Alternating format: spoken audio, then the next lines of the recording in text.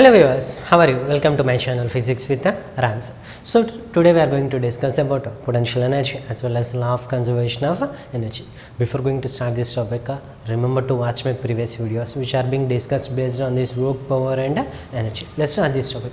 What is potential energy? Potential energy is nothing but energy possessed by the body by virtue of its position or configuration. Based on position or configuration, we can represent potential energy. Means if a body has been lifted from this position to a particular position, then we can represent that the work done by the body in order to change its position from here to here is being stored in the form of a potential energy. Observe that as I drop the body, potential energy is being converted into kinetic energy. So based on the position, we can represent the potential energy. As well as if we consider a spring, if we try to oscillate along the horizontal path, based on the configuration, we can represent the potential energy possessed by the body. So based on that, here we can say that potential energy is nothing but energy possessed by the body by virtue of its position or configuration. We can consider it in the case of electric field, or we can consider here in the case of a spring, or we can consider in order to lift the body like that. So here as you observe this potential energy, it might be positive, negative or zero. It might be positive, negative or zero. So here potential energy can be positive or negative or zero. Here we represent potential energy based on the system, not based on a single particle. Here we consider potential energy based on a system. So here we can represent potential energy negative when we consider that the particles are bonded to the system. When we consider that the particles are bonded to system, then we can represent that potential energy is negative. Suppose if the particles are not bonded to the system, then we can represent it as a positive potential energy. So here this potential energy is being represented based on a conservative force. It is being represented based on a conservative force. So if we consider conservative force, then we can represent the potential energy. We cannot apply potential energy to non-conservative force. We cannot apply the potential energy to non-conservative force. So based on this, now we are going to discuss more about this potential energy. So here in order to represent that, we consider work done on a body W, where W equals force into displacement. Force into displacement. So based on this equation, now we are going to derive the equation of potential energy. In order to derive this, I am going to consider a body of mass m, initially which is at a height of y1 along the y-axis from the origin. So this body has been lifted to new position. Lifted to new position, and it is being represented as a y2. So based on that, now we have to represent the amount of work done in order to lift the body from this position to this position. So for this, we consider work done by variable force, and we know that work done by variable force is given as integration of W equals to integration of F in dot dr, where dr is change in the position. Observe that we are applying a force along the y-axis. So here based on that, the force is given as F bar equals to F into j cap, F j cap. Whereas the position vector is given as dr bar equals to I cap into dx plus j cap into dy plus k cap into dz. So if we substitute these values in this equation, here we have integration of I F into j cap dot I cap into dx plus j cap into dy plus k cap into dz. Observe that we know in the case of dot product, if the product is in between same type of unit vectors, then it is equals to 1. The dot product is in between two different types of unit vectors, then it is equals to 0. Means I dot j is equals to 0, I dot or j dot k equals to 0, whereas j dot j equals to 1. So based on that, the work done is given as a w equals to integration of f into dy. Observe that the body has been lifted from this position y1 to y2. So if I substitute this as limits y1 and y2, then we can represent it as work done is equals to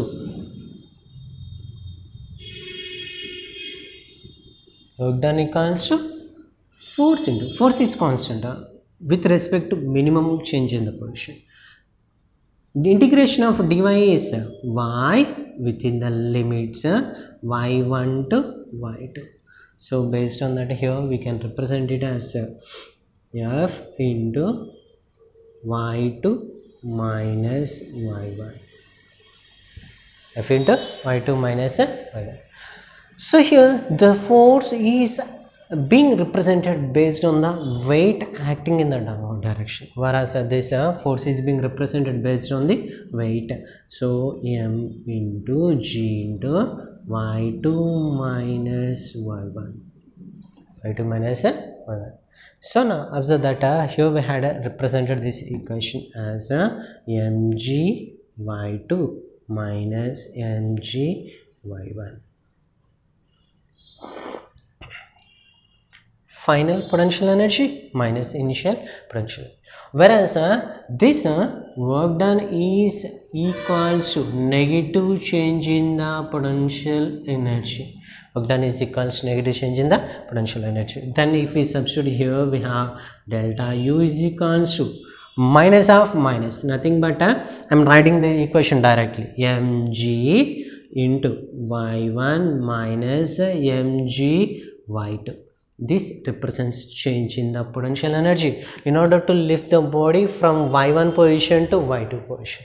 So observe that here we had represented the change in the potential energy, whereas the potential energy is represented as u equals to mgh.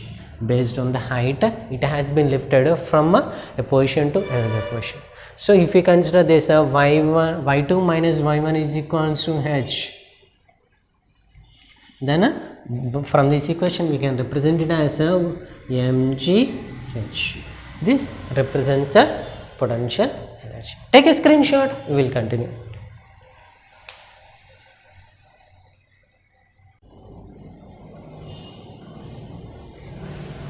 Now we are going to discuss about law of conservation of mechanical energy. According to law of conservation of mechanical energy, the total energy remains constant. Or we can also represent the definition as energy can neither be created nor destroyed, but it can be converted from one form to another form. So in order to prove this, here we are going to consider the equation work done is equals to minus of change in potential energy, W equals to minus of delta U. Whereas previously we had seen that work done is equals to mg y2 minus mg y1, which we had derived previously, and we know that work done is equals to change in the kinetic energy, which has been derived in a previous video. So we know that work done equals to change in the kinetic energy, whereas work done equals to change in the potential energy. So if we equate both these equations, here we can represent it as delta k equals to minus delta u. If we substitute the values, here we have half m v2 square minus half m v1 square equals to minus of mg y2 minus mg y1, mg y1. So based on that, here we can represent that half m v2 square. So send this minus mg y2 towards this side, then we have plus mg y2 is equals to half m v1 square plus mg y1, mg y1. So here observe that kinetic energy plus potential energy. Final kinetic energy plus final potential energy equals to initial kinetic energy plus initial potential energy. Nothing but total energy. Why? Because in the case of mechanical energy, we know that the total energy equals to potential energy plus kinetic energy. So based on that, here final total energy is equals to initial total energy. Based on that, we can represent that this mechanical energy obeys the law of conservation of energy. So based on this, now we are going to see the same case in the case of a freely falling body. Take a screenshot. We will continue.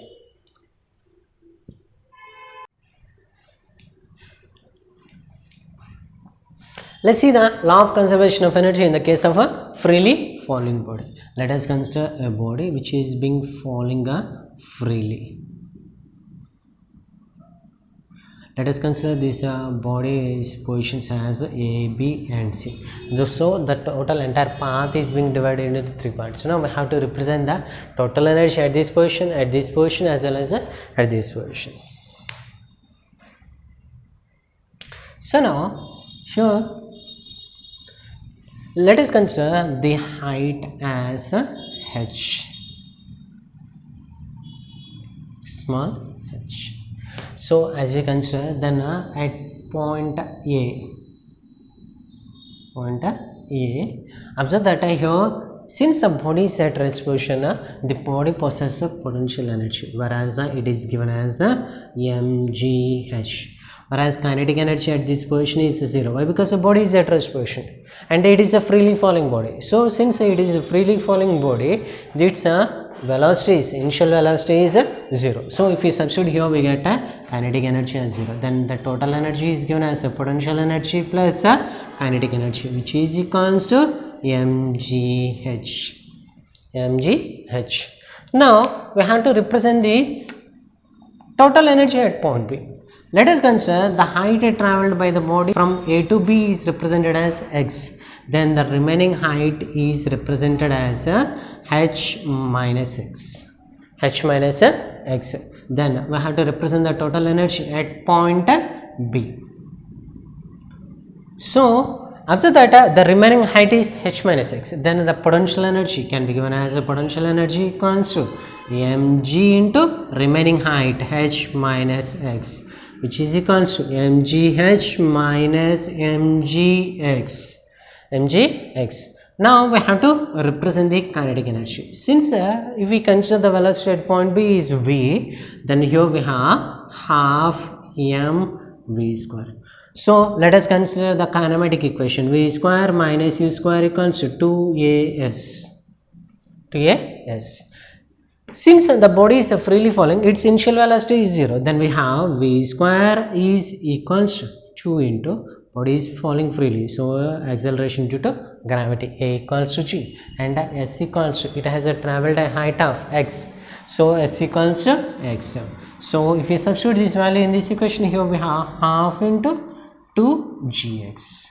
So we have m, 2 gets cancelled, then we have mgx. Then the total energy can be given as sum of potential energy and kinetic energy, which is equals to mgh minus mgx plus mgx.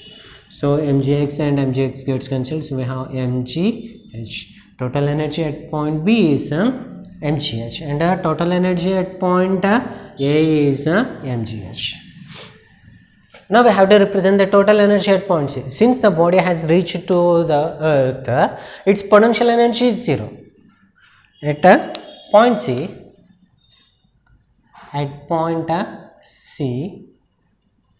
its potential energy is equals to 0.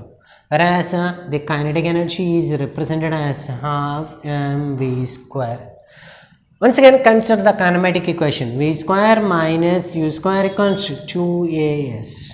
Observe that its initial velocity is 0, so u equals to 0. Whereas observe that the body has traveled a height of h, so s equals to h. And since it is freely falling, we consider acceleration due to gravity is a equals to g. Then if we substitute, we have v square equals to 2gh. As we substitute this value here, we have half m into 2gh.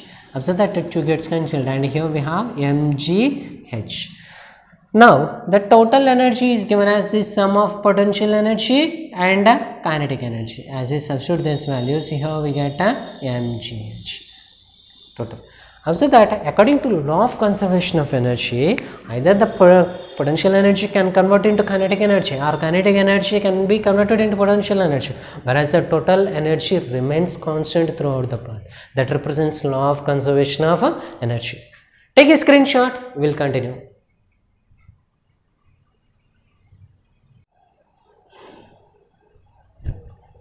Observe the first problem. A ball of mass 50 grams falls from rest vertically downwards through a distance of 40 meter and hits the ground. Find the kinetic energy as well as the final velocity of the ball before it hits the ground. So here I am going to consider a ball. She is falling vertically from a height of 40 meter and it hits the ground. Whereas the mass of the ball is 50 gram. Whereas if we convert it into kg, we can represent it as 50 into 10 to the power of minus 3 kg. And here observe that the body is falling freely. So initial velocity is 0. Now we have to find the final velocity as well as kinetic energy. Here we consider the value of g as 10 meter per second square. 10 meter per second square. So based on these values, now we have to represent the equation. So in order to represent this, here observe that according to law of conservation of energy, total energy remains constant. So as a law total energy remains constant, we can represent it as a loss of potential energy is equal to gain in kinetic energy. So here based on this, the potential energy is given as mg, h is equals to half mv square. So here m gets cancelled and we know that v square equals to 2gh. So as we substitute all these values, here we have 2 into 10 into height is 40. Then we have v is equals to under root of 2 into 400. And we know that under root of 400 is 20, whereas under root of 2 is 1.414. 1.414 into 20. On solving this, here we have 14.14 into 2. Then we can represent it as 28.28 meter per second. So now we had derived velocity. Approximately we can represent it as 28 meter per second. Now we have to find kinetic energy, whereas we know that kinetic energy is equals to half mv square. So here if we substitute these values, we have half into m is 50 into 10 to the power of minus 3 into v square is 2 into 10 into 40 or 28 square. So I am writing it as 28 square, 28 into 28. So here observe that 14. Then on solving this, here we have 19.6 joule. On solving this, we will get 19.6 joule. Take a screenshot, we will continue.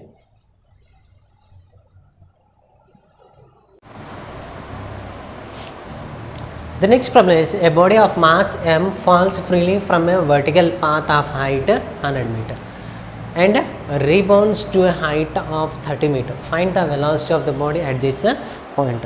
So here we had considered a body of mass m. It has fallen from a height of 100 meter. And again the body has rebounded to a height of 30 meter. 30 meter. So based on that, now we have to find the velocity of this body at this height. In order to represent that, now we are going to consider the total energy at this location. Let us consider it as A, total energy at this point, as well as if we consider the point as B, total energy at point B. So according to law of conservation of energy, total energy at A is equal to total energy at B. So observe this case. Since the body is falling freely, this body possesses zero kinetic energy. So based on that, we can represent dash mgh plus kinetic energy is 0 equals to potential energy h1 mgh2 at point B, as well as a kinetic energy possessed by the body half mv square, half mv square. So here observe that h1 is equals to 100 meter and h2 is equals to 30 meter. So if we substitute these values in this equation, we have m into, let us consider g as 10. 10 into h1 is 100 plus 0 equals to m into g is 10 into 30 plus half m into v square. So here observe that 10 into 100 is 1000, 1000 m is equals to 300 m plus half mv square, half mv square. Send this 300 m towards this side, then we have 1000 m minus 300 m is equals to half mv square. 1000 minus 300, nothing but 700. 700 m is equals to half mv square. Observe that m gets cancelled on both sides. If you bring the 2 towards this side, then we have v square equals to 7 into 2, 1400. Then here we have v is equals to under root of 1400 meter per second. This represents the velocity possessed by the body at this location. Take a screenshot, we will continue.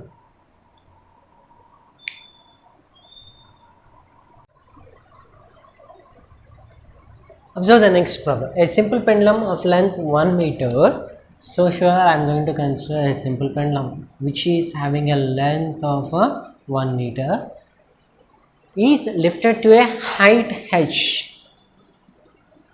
The simple pendulum has been lifted to a height h from mean position to extreme position, from this mean position to extreme position, whereas mass of this bob is 1 kg. Now I have to represent the velocity of the bob. So here observe this, we have to find the value of h. We have to find the value of h, and here we know that h is equals to L cos theta, and if we consider the angle made by the bob is 60. Then here we have L is 1 into cos 60 is 1 by 2. Then the bob is lifted to a height of half meter. Half meter. We apply law of conservation of energy. According to law of conservation of energy, we know that at a mean position, the body pendulum possesses kinetic energy. At mean position, the body possesses kinetic energy. Plus 0 equals to, at extreme position, the body possesses potential energy, and 0. So based on that, if we substitute the values, here we have half into mass is 1 kg into v square is equals to 1 into, let us consider g as 10 and height h as half. Here we had derived it half meter. Then here observe that half and half gets cancelled. Then we have v square equals to 10. Then v equals to under root of 10 meter per second. This represents the velocity possessed by the bob in order to lift to a height of h. Suppose if the same bob is lifted from a mean position to this end like this. Here observe that the total height changed by the body is h is equals to 1 meter. Then if 10% of the energy is being wasted due to air resistance, then if we apply law of conservation of energy at mean position and extreme position, half mv square. Since 10% of energy is being lost due to air resistance, remaining we have 90% of energy, then it can be represented as 90 by 100 of mgh.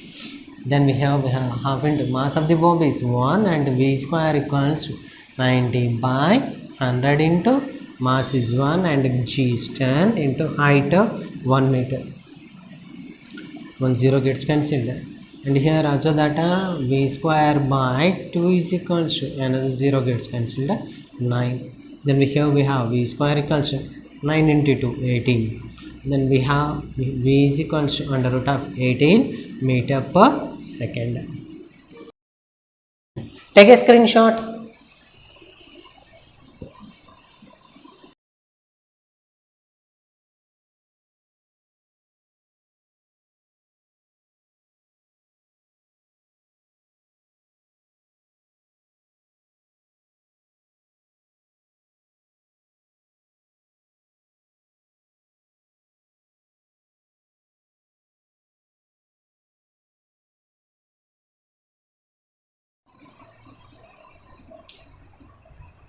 I hope that you had enjoyed my video. Please give a like to this video, share this video to your friends, and don't forget to subscribe my channel.